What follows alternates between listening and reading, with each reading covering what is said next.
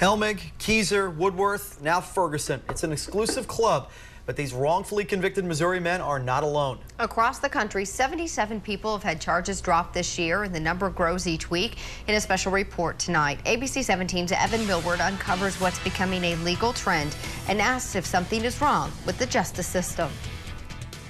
29 Missouri men and women have walked free from prison since 1991. Most were never supposed to see outside the prison walls again.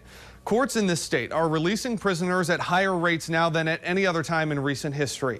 Last week, Ryan Ferguson became the 6th man released early from a state prison this year. From wrongly convicted to cause celeb. I feel like Jay Leno or something. Ryan Ferguson is now a member of a small but growing group in Missouri. You are looking at faces of people who, until this year, still face decades behind bars. George Allen Jr., Reginald Griffin, Paula Hall, Robert Nelson, Mark Woodworth, Ryan Ferguson. You know, this is not an anomaly. I think we need to look at other cases and be aware that this is part of our justice system, and, you know, there are more innocent people in prison. I think that people think that these cases are just anomalies, that they just happen once in a blue moon. Laura O'Sullivan teaches at UMKC's law school in Kansas City. She shepherds students through wrongful conviction cases and theory. One of the very first things I tell them is, when you look at these cases initially, you're going to think that they look guilty. Because oftentimes 12 jurors listened to the case and thought they looked guilty. What we're finding out is it's a much bigger problem than we ever imagined. And if it's a problem, it's becoming a more common one. Take a look at this chart. In 1989, 20 people nationwide walked free. So far this year, the number's ballooned to 77. But why? O'Sullivan says researchers look at a few reasons, including official misconduct, false confessions, faulty informant and eyewitness testimony, and bad science. I think because of the better technology, we're able to also get to information and evidence that will help us reveal the injustices that have occurred. We're tracking them now, so I think that certainly helps us figure out how big this problem is.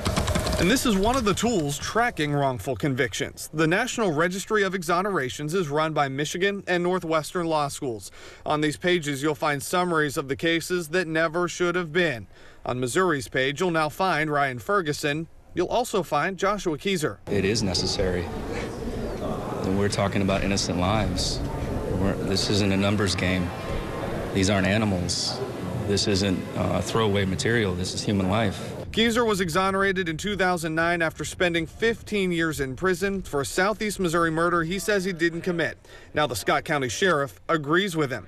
Keyser talked to us the day Ferguson's conviction was vacated. It's a shock the day that it comes, because you know it's going to come, but you don't know when, you don't know how, you don't know through what circumstance or what motion or something of that nature. Since gaining freedom, Keyser has been outspoken about helping others do the same. One of the first people he named, Ryan Ferguson. And last week we heard Ferguson name another. Charles Erickson.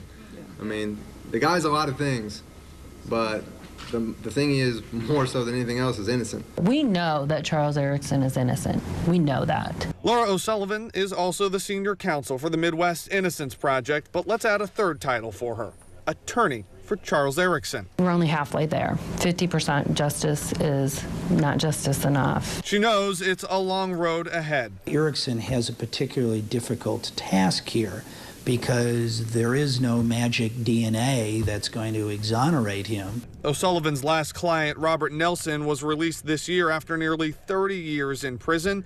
George Allen got out this year after 2 decades. Joshua Keyser served 15 years. Ryan Ferguson had been in for 8. When these cases come up and we start looking at them and realizing something went wrong here, we all need to just admit it, accept it, and do what needs to be done to get them out of there in a timely manner. The requirement that people go through lengthy appellate processes while people are fighting. That's frustrating. The Midwest Innocence Project is pushing for a streamlined appeals process, and the Missouri Association of Prosecuting Attorneys says it's always reviewing best practices. In response to our story, President Matt Selby issued this statement saying, quote, "The conviction of an innocent person is every prosecutor's worst nightmare. The rules of the Missouri Supreme Court give prosecutors more ethical duties than any other attorneys." He also points out, despite how the exoneration registry looks, wrongful convictions happen in about 1 in 25,000. That is 0.004% of the time. Now, you can read Selby's entire statement from the MAPA on our story on our website, abc17news.com. Now, on the other hand, Professor O'Sullivan tells us the Innocence Project is recommending better funding for public defenders. Now, we've told you the state's public defender system argues it has too few resources, which means the caseload is too big and cases may